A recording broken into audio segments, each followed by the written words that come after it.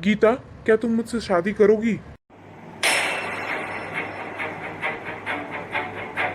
अरे, दिमाग खराब हो गया है क्या तेरा? ये तू किस तरीके की बातें कर रहा है? अरे ये नौकरानी है हमारे घर की।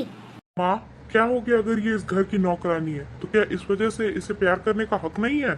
क्या नौकरों के पास दिल नहीं होता?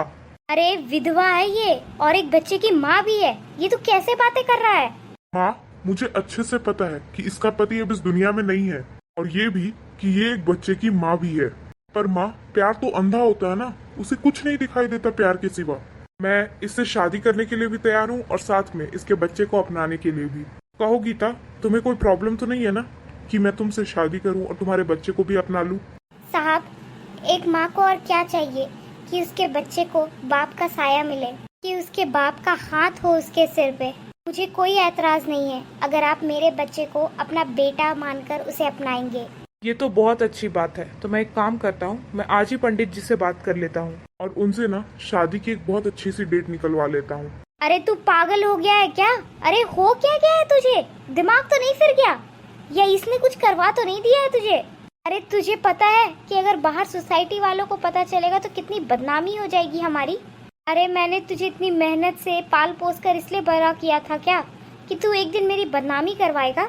अरे मैं रिश्तेदारों को क्या जवाब दूंगी जब वो मुझसे पूछेंगे कि आपके बेटे ने ऐसा क्यों किया?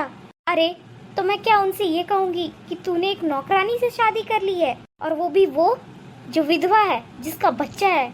अरे बेटा, ऐसा मत कर। अरे माँ, अभी कैसी बातें कर रही हैं? मुझे तो कुछ समझ में भी नहीं आ रहा। वैसे भी आपको तो एक नौकरानी चाहिए थी ना, जो घर का सारा काम कर सके, आपके हर हुक्म पे चल सके, आपके इशारों पे नाच सके। बस मैं भी तो वही कर रहा हूँ ना। क्यों, याद है ना आपको कि मैंने जब आपको एक लड़की की फोटो दिखाई थी कल, तो आपने क्या कहा था मुझसे? जब मैंने आपको कविता के बारे में बताया था, जो मेरे ऑफिस में काम करती है, जिससे मैं बहुत प्यार करता हूँ, और आपसे कहा कि हम चलते हैं उनसे मिलने के लिए, उनके परिवार वालों से मिलने के लिए, तो आपने क्या कहा था? आपको याद है ना माँ? आपने कविता के बारे में क्या कहा कि वो शक्ल से ही बहुत चालाक लग रही है, और आपने उसे ये कहते हुए रिजेक्ट कर दिया कि आपको ऐसी बहू नहीं चाहिए। मैं आपको याद दिलाता हूँ कि आपके लिए बहू की क्या रिक्वायरमेंट थी। आपने कहा कि आपको ऐसी बहू चाहिए जो बहुत सादी सिंपल हो, ज्यादा पढ़ी लिखी ना हो, क्योंकि आपके हिसाब से पढ़ी लिखी लड़कियां बहुत चिक चिक करती हैं। आपको तो ऐसी बहू चाहिए जो घर का सारा काम कर ले। आपके हिसाब से तो ज्यादा पढ़ी लिखी लड़कियां सास ससुर की सेवा नहीं करती ना। आपको तो ऐसी बहू चाहिए जो एकदम गरीब घर से हो, जो घर का सारा काम, कपड़ा धोना, बर्तन धोना, झाड़ू पोछा करना, घर का सारा काम कर सके। वो गरीब होगी तो वो आवाज नहीं उठा पाएगी, तो ऐसे आपको ज्यादा चिक चिक करने वाली बहू नहीं मिलेगी। और आप तो ये भी चाहते हैं कि उनके घर से कोई हमारे घर पे आए भी ना। आपको मेरे लिए बहू नहीं माँ, सेविका चाहिए, जो दिन भर मेरी और आपकी सेवा करती रहे। यही कहा था ना आपने? तो बस माँ, आप जैसा चाहती थी मैं बिल्कुल वैसा ही तो कर रहा हूँ।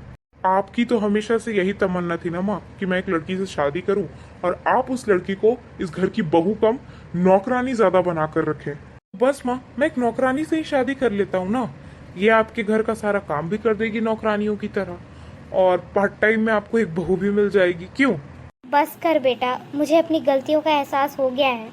अरे मैं कितनी पागल थी, मुझे तो यही लग रहा था कि मैं अपने घर में बहू नहीं बल्कि एक नौकरानी लेकर आ रही हूँ, जो बस दिन भर इस घर का काम करेगी। मैंने एक बार भी तेरे बारे में तो सोचा ही नहीं कि तेरी भी तो कोई ख्वाहिशें होंगी, तेरे भी कुछ सपने होंगे अपनी बीवी को लेकर के। बेटा मुझे माफ कर दे, मुझे से सच में बहुत बड़ी गलती हो गई। मुझे इस बार माफ कर दे बेटा। मैं तुझसे वादा करती हूँ कि आज के बाद मैं कभी भी तुझसे इस तरीके का बात नहीं कहूँगी, तुझे कभी भी इस तरीके से प्रेशराइज नहीं करूँगी। तुझे ना जिस भी लड़की से शादी करनी है तो उसी से शादी करना। सच में, मैं सच कह रही हूँ, मैं तुझ पर कोई दबाव नहीं डालूंगी बेटा। माँ, मैं भी तो बस आपको यही समझाना चाह रहा था, पर मेरे पास आपने कोई रास्ता ही नहीं छोड़ा था। अगर मैं बात आपको सीधे सीधे समझाता तो शायद आपको समझ नहीं आती।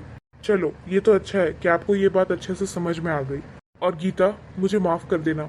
मुझे बस अपनी माँ को ये बात समझानी थी, इसलिए मैंने ये छोटा सा ड्रामा कर दिया और तुम्हें भी बेवजह इसका हिस्सा बना दिया। अगर तुम्हें बुरा लगा हो, तुम्हारी फीलिंग्स हर्ट हुई हो, तो प्लीज मुझे माफ कर देना। और हाँ बेटा, मुझे भी माफ कर देना। न जाने मैंने तुम्हें बेवजह क्या क्या बोल दिया, मुझसे बहुत बड़ी गलती हो गई। कोई बात नहीं साहब, आप मुझसे माफी मत मांगिए। और मेम साहब, आपको भी इस तरह मुझसे माफी मांगने की कोई जरूरत नहीं है। कोई बात नहीं।